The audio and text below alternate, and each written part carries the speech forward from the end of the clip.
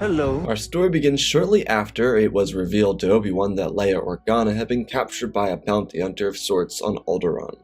Bail and Breya needed Obi-Wan to go out and find her. Kenobi was obviously reluctant to go out. He hadn't used the Force in years. He was cut off from the galaxy, and he used his protection of Luke as a crutch to lean on. He forged no new connections, aside from those between Owen and Beru, and he stayed alone. Obi-Wan told Bail that he wasn't the same person, and while Bail understood, he also saw the galaxy change. From Tatooine, there wasn't much that Obi-Wan could see, and he never kept up with local news. The Empire was far from the system, so there was no reason for him to worry about them. Well, aside from the few Inquisitors that came to the planet looking for Nari. They found him, and he was killed.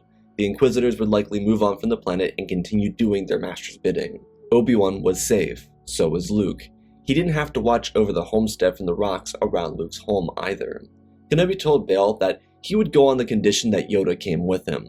The reasoning for this was because Obi-Wan was doubting his abilities. He buried his lightsabers in the desert and hadn't been back to them in years. Kenobi needed to let go of Obi-Wan and embrace Ben, but the reality is, he hadn't embraced him. He latched onto a shell of himself, the one that tried to rally together any semblance of self-preservation after Order 66, after Yoda's failure, and after killing his best friend. Bail immediately got into contact with Yoda, who faced the same reluctance, but it was Yoda that decided to go, so that they could save Leia and bring her home. Luckily for the two Jedi, they wouldn't have a very difficult time on Daiyu. Being that the third sister was the one who hired these bounty hunters, she didn't get access to top-of-the-line bounty hunters. The galaxy was full of people just doing jobs for other people. Not every hunter was Cad Bane, Boba Fett, or Dengar. These were street thugs trying to make a little bit of cash on the salary of an Inquisitor. Kenobi and Yoda moved through the streets of Daiyu, avoiding more hunters who had been alerted to their presence. The two Jedi and Leia eventually got to a cargo hold, thanks to Haja, a local that forgot what the Jedi really meant to people.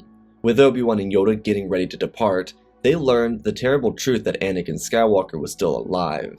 He survived and was now a part of Darth Vader, the Sith apprentice to the Emperor. However, thanks to Grand Inquisitor, the two Jedi were able to avoid detection by escaping into a vessel. These transport ships were entirely automated. It just made trade simple, especially in the time of the Empire, so they couldn't redirect course or go anywhere else. The betrayal of Grand Inquisitor left Reva behind, and coordinates for where the Jedi were going, which was Mapuzo. Through space, Obi-Wan stayed by Leia's side, after telling her who he really was. She wasn't familiar with Ben by name, but she was appreciative for him saving her on behalf of her father. Yoda and Ben spoke to each other about Vader's survival, trying to make sure they didn't allude to the fact that Anakin was Leia's father. Yoda and Ben were in the same position though. Neither had been training. While Yoda did still use the Force, they didn't touch their lightsabers. Why would they? Their Jedi weapons have been collecting dust for the last 10 years, and now they might be faced with using them. They didn't want to get into a scenario where they'd have to use them again, but it seemed inevitable. In an ironic way though, the two Jedi Masters were acting as they should have been a decade before. A Jedi's weapon should never be used for offense, only defense. It was a last option, and they spent 3 years using it as their first. Maybe even longer than that. Kenobi and Yoda spent their time harmonizing in a meditation. For Yoda, this was a lot about getting Obi-Wan to awaken himself. He couldn't be this disconnected from the Force and attempt to fight an Inquisitor. It could and probably would kill him, even at their rudimentary skill. So much about the blade was being in harmony with the crystal and using the connection forged by the Force to use that lightsaber properly. When they eventually reached Mapuzo, Obi-Wan was still struggling. Yoda was moving objects easily, but he still had yet to ignite his lightsaber and swing it. Both of them were hoping that they wouldn't need to. They had their little encounter with Freck and the stormtroopers before getting stopped at a checkpoint, where they'd for the first time meet a rebel and Jedi sympathizer named Tala. She was able to help the Jedi get inside their safe house, the one they'd been using to move Jedi through a system called the Path. On the markings within the safe house, they were able to see that many Jedi had been here before, including the likes of Quinlan Vos. They had to wait for a pilot to arrive, and so while they waited, they spoke quietly with each other, until a dark eminence arrived on the planet, one that overshadowed the 3 Inquisitors that escorted him. Yoda and Obi-Wan saw Vader for the first time. The fear, the hatred, the anger, it was all so present. Obi-Wan and Yoda weren't vibrant enough in the Force for Vader to pick up on, so he started terrorizing the townsfolk of the mining colony. They were helpless. He choked those who he came across and didn't spare any mercy. Obi-Wan and Yoda came up with a plan. One where Obi-Wan would distract Vader. He would allow him to lock onto his own presence. Yoda would take Leia to the pilot and they would get her back to Alderaan. These plans initially seemed like they were going to work. Obi-Wan got Vader away from the townspeople, whereas Yoda was able to get to the ship. But when he arrived, the pilot was dead, and even if they got into the vessel, the hyperdrive was disabled. This resulted in 2 duels taking place at once. Yoda engaged the third sister as she raged forward. Her blame went towards Obi-Wan, being that he was Anakin's instructor, but it was Yoda who was the Grand Master, so why not challenge him? Yoda was very slow, his old bones were stiff, and he hadn't moved with such speed in years. He blocked her assault as he kept Leia at bay.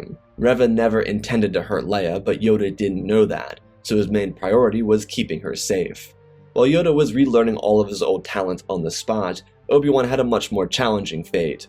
His blade met that with Darth Vader's, and he was thrown backwards consistently. Darth was a massive creature, one who swung with so much strength it constantly knocked Obi-Wan from his feet. Obi-Wan continued to stumble back, with Vader pursuing him.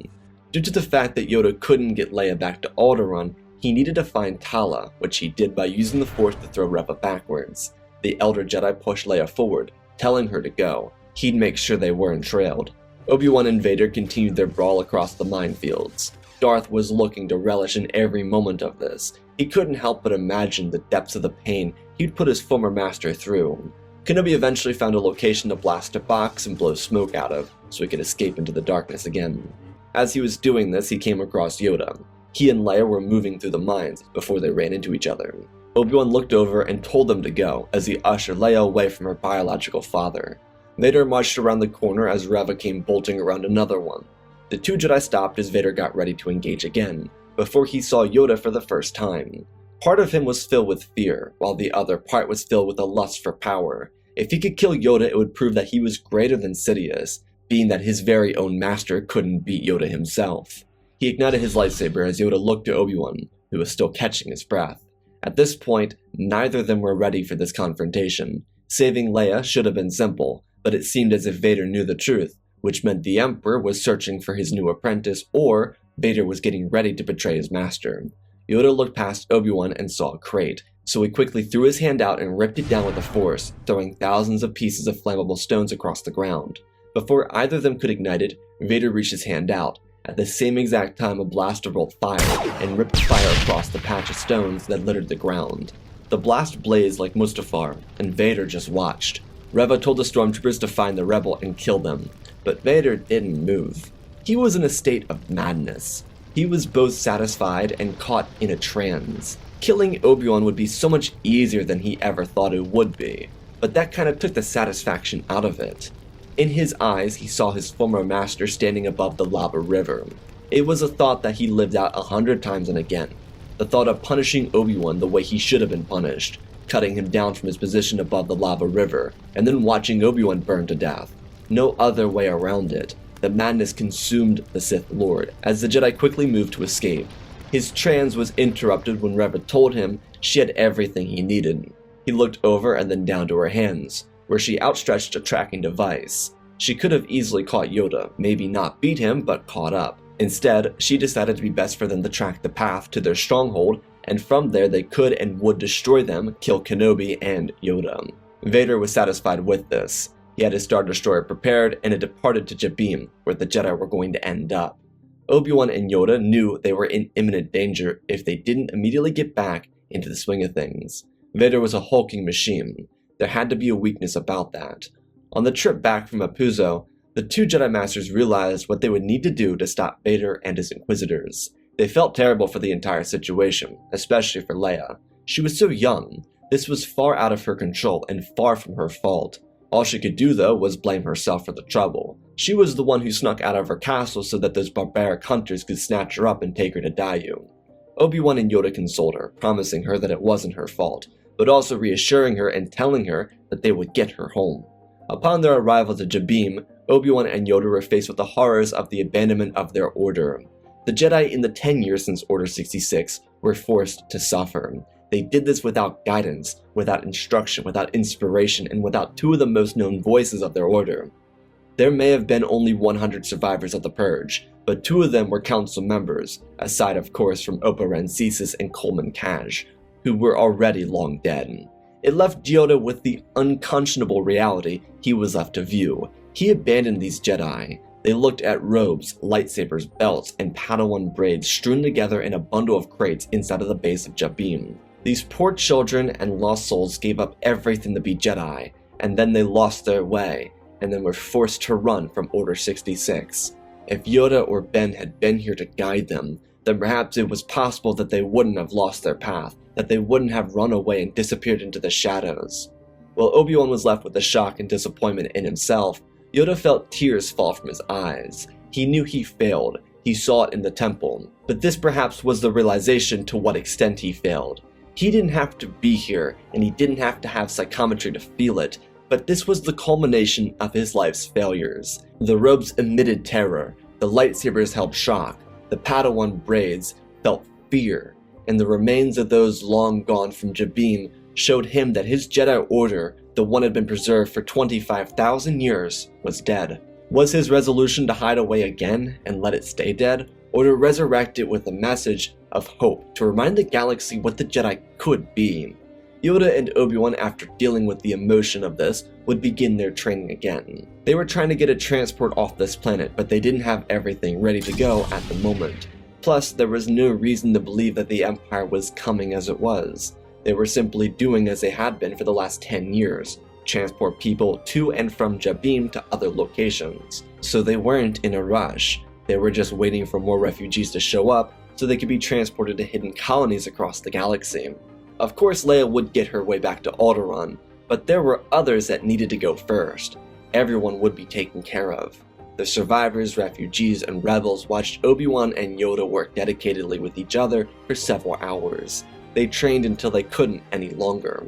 When they were finished, they were given back to injections, which would help their muscles and bones heal from all the strenuous activity. Before they could begin their next regiment of training, which had by this point become muscle memory, the Empire arrived. The Imperials couldn't shut down the facility hangar bay, so instead a wave of TIE bombers deployed, forcing the rebels to shut the doors to defend the people inside. Because Vader and his new Grand Inquisitor were going to kill everyone on the surface, there was no need to destroy the rebels, only make them fear for their lives until it came to an end for them. The bombing blitz worked perfectly. Of course they still dropped bombs, but never in an area where they would open the bay doors or force the rebels out. Vader dispatched Reva as his new Grand Inquisitor to the surface to deal with the rebels. He would follow her up with his little surprise. The Grand Inquisitor himself was still well and alive. Reva was unaware of this, but she took this new promotion as case enough for her to think that she could betray Vader when he least expected it. First things first, killing Obi-Wan Kenobi. The Imperial troopers landed outside the base, as Yoda and Obi-Wan gathered together and switched right back into their commanding mode. They were wartime generals, gathering together locals to fight a force that appeared unstoppable. But this was within their power. They did it before. The rebels listened to the 2 Jedi and got ready for combat, as the 2 of them moved to the front of the base to wait for Reva, who they could sense landing. The master of negotiation was to handle this, as Yoda made sure Leia and all the other children were kept safe and hidden. His main goal for the time being was protecting them. Reva and Obi-Wan would have their little back and forth, where she revealed what happened to her inside the temple during Order 66. Obi-Wan was faced with more pain from a life he thought he left behind. His failure still haunted him, but he wanted to help her. However, she had different ideas about this, igniting her lightsaber and jabbing it into the wall. As the doors opened, Obi-Wan threw his hand forward and shoved her back with the force. A bundle of stormtroopers fell backwards as they opened fire, and the rebels did the same. Kenobi pulled his lightsaber and defended himself from their attack. The troopers eventually made it into the base, as the 2 Jedi took point of the fighting retreat. At the end, it resulted in them getting behind the gate and trying to see if they could make a move outside without interference from the Empire. But it was impossible. Vader's flagship had moved into the atmosphere and was currently sitting above their base. If they tried to escape, he'd bombard their base to splinters. Obi-Wan and Yoda stood next to each other and took a deep breath. Could they do this? The Empire wouldn't fire on the base while Vader was inside, so they came up with a plan.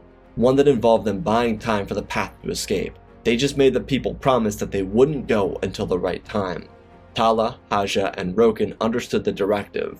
Obi-Wan had a short moment with Leia, one where he promised her that he would see her again. The two Jedi Masters inspired hope as they turned to each other and nodded, before walking through the sealed-off gates. There were a couple of stormtroopers waiting, but they were quickly cut down. Ben and Yoda moved through the corridor, and when they came out, they struck down the few purge troopers unlucky enough to get in their way, as Reva prepared to attack them. She ignited her lightsaber, and as she did, a shuttle landed. Out from it walked Vader. Reva turned back and told him that she had the Jedi as promised. Darth didn't even acknowledge this as he ignited his lightsaber and stormed past her. This could be her moment. While Vader was distracted, she could do it. These thoughts filled her mind as she felt an itch in the Force. Her eyes turned back towards the shuttle and saw nothing, so she moved forward with Vader, deciding that she would play this patiently and see how things turned out before making her move. Vader lunged forward, expecting the same Obi-Wan from before, and he was kind of right. Kenobi was still coming into his own, still feeling out his moves in a different body and age. He felt their blades collide, and it was like he was on Utapau or Obadiah or inside the temple training Anakin. Kenobi locked in, spinning back and defending himself as Vader threw his blade down at Yoda, which collided, pushing the Grandmaster back too. Reva joined in, expecting just as Vader had, the same Jedi from Mapuzo, but this was far removed from that. Yoda lunged at her, throwing her off her balance as she tried to defend against the Jedi Master. Vader had little faith that Reva would be anything more than a distraction for him. That's all the Inquisitors were in his mind, distractions, so he could get the difficult kills. Plus, Vader believed he would kill Yoda and Obi-Wan. He trained for 10 years on how to beat Form 3, which is what Obi-Wan settled into as their engagement began. This would be easy. Kenobi saw that Vader was able to counter every move he made, and so he made a drastic switch mid-fight. As someone who's still getting a feel for his form, this wasn't the brightest decision, but it was the only one he could make. Kenobi threw his jab forward before spinning and blocking another strike from Vader. He was coming into his element, as Darth moved back with speed, preparing his own defense and switching into Form 3 to defend from Obi-Wan's surprise aggression. It had been years, but Anakin completely forgot that Obi-Wan originally used Form 4. He stopped after Qui-Gon's death, and he didn't expect it to bite him in the back here. Yoda, on the other hand, threw Reva from her feet, as she slammed into a bundle of stormtroopers, watching the fight. Yoda saw that the only real threat was Vader. He couldn't get close to Leia, so he lunged up, just in time for Vader to turn back and whip Yoda across the face, throwing him to the ground. The strike and move hurt incredibly badly, especially in Yoda's old age. He tumbled across the dirt as he tried to get up. Reva looked over and saw this weakness, and decided that killing Vader was all that mattered. She got to her feet and ran forward, igniting her blade and dragging it across the ground as she leapt into the air to strike Vader down. But she was stopped. Darth didn't even notice, but from behind her there was a hand raised. Yoda looked over, expecting to see Sidious. There was a dark cloak dragging on the ground, but instead it was the former temple guard. He ignited his lightsaber and whipped it at Reva, as it slashed her across the back, killing her almost instantly. Grand Inquisitor marched forward, looking down at Yoda with disgust, telling him that revenge does wonders for the will to live. Don't you think? Yoda grabbed his lightsaber and prepared to strike the Grand Inquisitor. On the other side were Vader and Kenobi, who took no notice of the mix-up with Reva. Their blades moved as they did on Mustafar, Kenobi and Anakin once again in a fight for victory. Obi-Wan lost his balance and Vader was able to capitalize off of it, blasting Obi-Wan's blade and then using the Force to launch Obi-Wan into a wall, before throwing his lightsaber at the Jedi Master. Kenobi ducked it, and it was pulled back into Vader's hands. Kenobi closed his eyes, harmonizing with the Force for a moment. He reflected on his past with Obi-Wan and his future with Luke and Leia. They couldn't fall victim to Sidious. He couldn't allow it. Their simple presence was inspiring to him. He couldn't let them fall victim like Anakin did. Obi-Wan rose from his feet, and he grabbed his lightsaber and raised his hands. There were dozens of crates, rocks, and material around him, and from the ground they rose. Obi-Wan stepped forward, channeling his full potential before launching everything at Vader, who blocked what he could, which wasn't much. Grand Inquisitor and Yoda watched almost in awe, as Obi-Wan dominated the fight before throwing himself at Vader, who barely blocked the strike. Yoda came back to life, taking advantage of his regained strength, and taking a lesson from Obi-Wan, harmony. The former Grandmaster leapt forward, cutting Grand Inquisitor across the face, before getting blocked and almost cut down by the Inquisitor lightsaber spin cycle. Kenobi and Vader locked their blades and got into a brotherly duel, before Obi-Wan threw the hilt of his lightsaber into Vader's chest, ripping pieces apart and shattering his life support system. He almost lost balance, but Obi-Wan was relentless, throwing his hand out and launching Vader from his feet, before running forward and avoiding a lightsaber throw from Vader, as Obi-Wan threw his blade down and it landed across Vader's chest. Kenobi backed off as it landed, and he swished his head, removing hair from his eyes as Vader struggled to move to his feet. He could barely do anything. Yoda and Grand Inquisitor's duel became auditory for Obi-Wan, and his eyes darted over to see Yoda toiling with Grand Inquisitor. He looked back down to Vader, who tried to use the darkness to push himself upwards, but the damage was done. Obi-Wan took no pleasure in killing Anakin again, but at least this time he wasn't looking into the frightened eyes of a boy whose master had failed him. Vader was a monster, on the outside at least. Obi-Wan turned back to Yoda and prepared to help him, but there were stormtroopers to deal with, which Kenobi went to handle as Vader died. Yoda and Grand Inquisitor continued their brawl, until, like Obi-Wan, Yoda regained his harmony with the Force and dealt with his opponent the way he should have. The stormtroopers on instinct moved at the Jedi, and like their raid on the temple, Kenobi and Yoda cut through these Imperial troopers with ease. When it was finished, they knew they needed to distract the Empire, but what could they do? The flagship hadn't been alerted to Vader's demise, so they simply were just waiting for orders. Kenobi and Yoda decided that they would load one of the Path ships with explosives and set it to detonate. Obi-Wan brought the commanding stormtrooper's helmet back to a rebel and had them send orders back to the flagship, informing them that the Jedi were fighting with Lord Vader, that the rebels had been captured by Grand Inquisitor and were being brought up to the Devastator. The captain informed them that they would await their arrival. The rebels loaded up all their weapons and explosives into one ship, with every other survivor going into the other. They needed to launch both within minutes of each other, because once the charges went off, the destroyer could tumble into the base, but again, Obi-Wan and Yoda couldn't go with them. Instead, they were going to take Vader's shuttle and finish what they should have a decade before. Just as they planned, they used a droid to send a ship full of explosives into the main hangar bay of the Devastator, before detonating it. The Star Destroyer buckled and the engine's room that was keeping the vessel at a hovering position crumbled. The other rebel ship lifted off and moved out, leaving the gunners unprepared for this radical escape.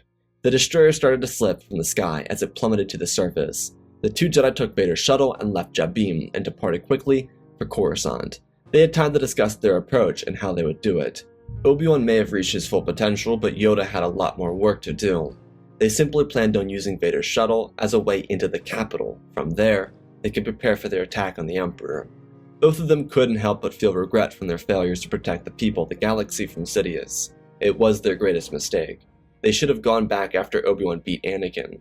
They could have found Vader, destroyed him, and killed the Emperor together. However, there was something that Yoda told Obi-Wan.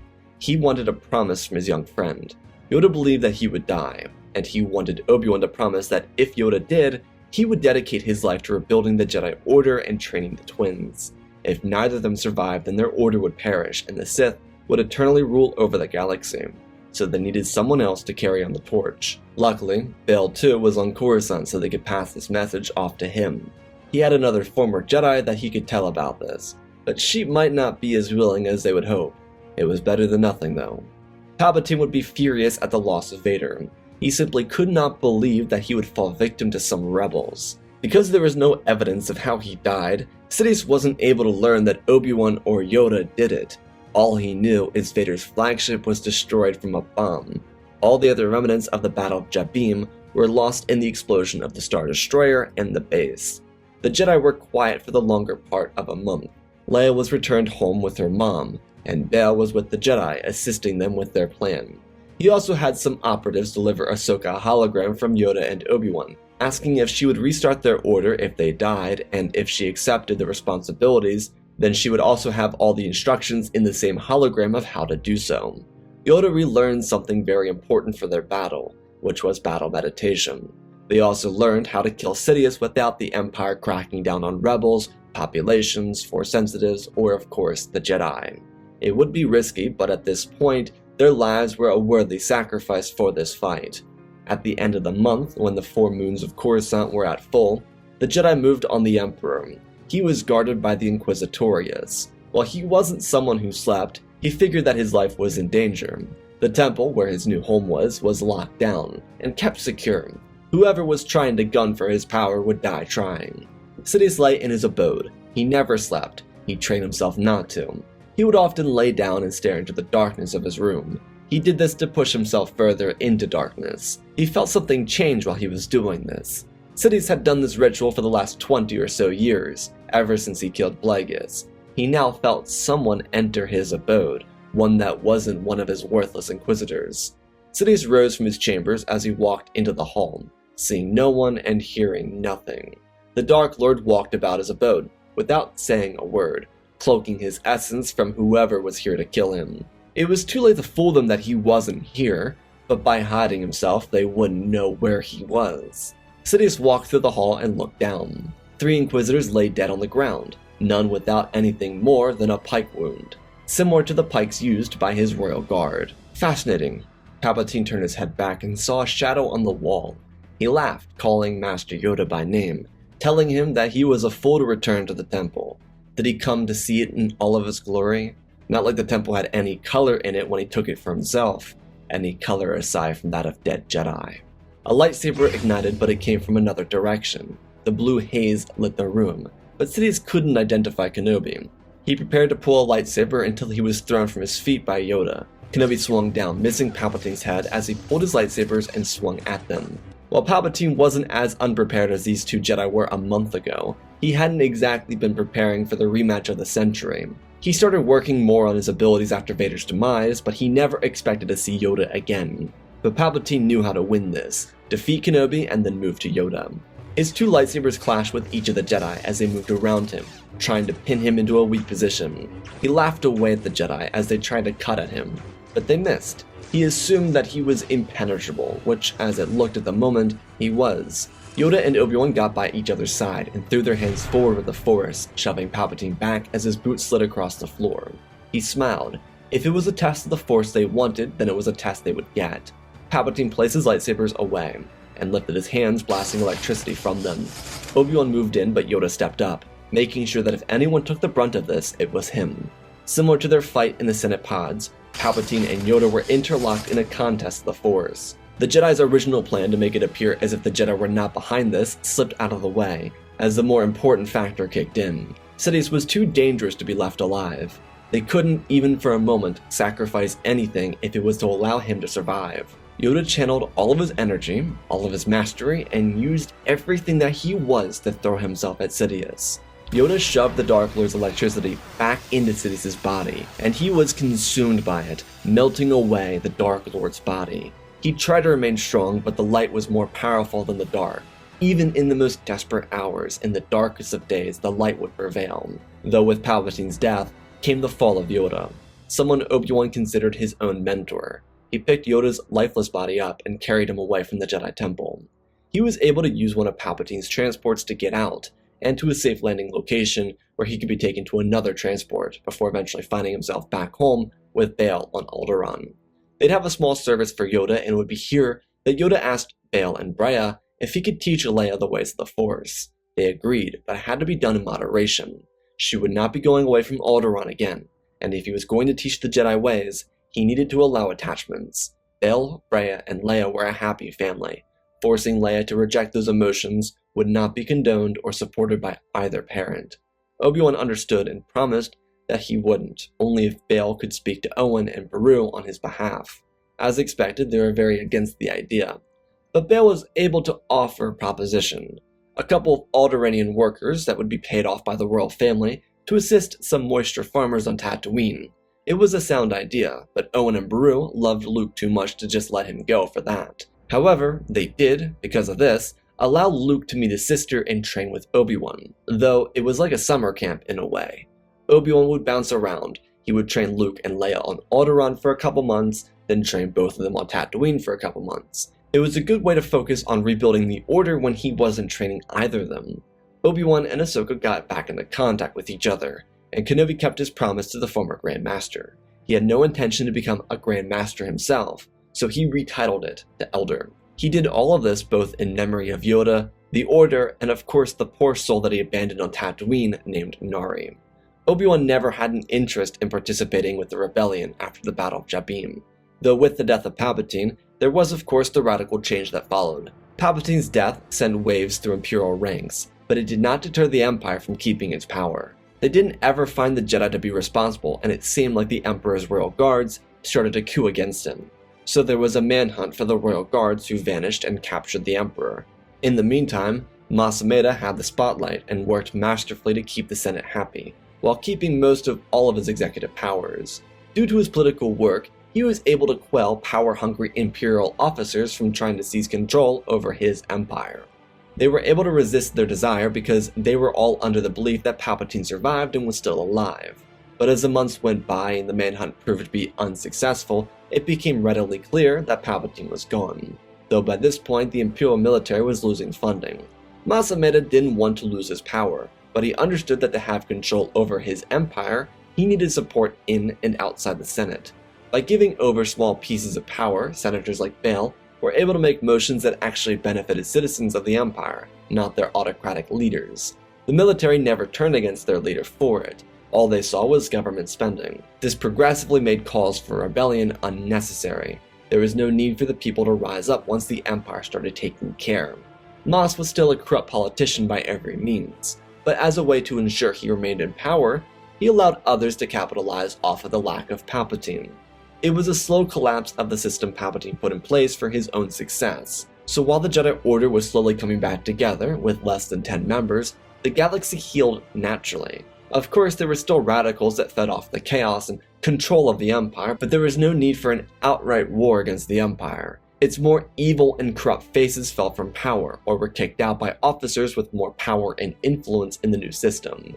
In a way, it remained autocratic, but there was still a democratic side to it all, one where the Empire remained dominant, and the military was used not to suppress people, but to uplift and liberate them. The heinous actions done under Palpatine's rule were revealed, and his martyr-like status fell out from under him as he became remembered as a cruel leader, one who only wanted power for himself, whereas Mas was seen as a powerless individual, but one dedicated to the people, until he could do the right thing, of course. Sure, that was a fine way to have a legacy in his mind.